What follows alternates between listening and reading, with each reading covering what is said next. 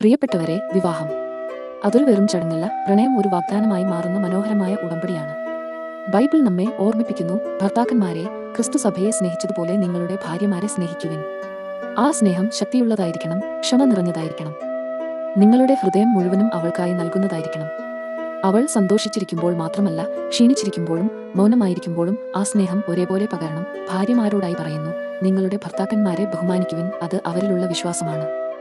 അവരുടെ സ്വപ്നങ്ങളെ പിന്തുണയ്ക്കുന്നതാണ്. ലോകം മുഴുവൻ എതിർത്താലും അവരുടെ പക്ഷത്ത് ഉറച്ചു നിൽക്കുന്നതാണ്. ഒരു പുരുഷൻ സ്നേഹിക്കുമ്പോൾ ഒരു സ്ത്രീ സുരക്ഷിതത്വം അനുഭവിക്കുന്നു.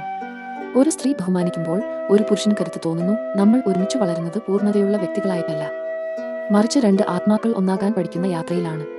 ഇവിടെ ആധിപത്യത്തിനോ ആരാണ് വലുത് എന്നതിനോ സ്ഥാനമില്ല. ഓരോ നിമിഷവും പരസ്പരം തിരഞ്ഞെടുക്കുന്നതിലാണ് ഈ ബന്ധത്തിന്റെ സൗന്ദര്യം. കാരണം ദൈവം വരച്ചുകാട്ടിയ യഥാർത്ഥ സ്നേഹം കൃപ നിറഞ്ഞതാണ്, തീവ്രമായ ആഗ്രഹങ്ങളാൽ ജ്വലിക്കുന്നതാണ്. അത് എപ്പോഴും വിലപ്പെട്ടതുമാണ്. ആ സ്നേഹത്തിൽ നമുക്ക് ഒരുമിക്കാം, ഒന്നായി തീരാം.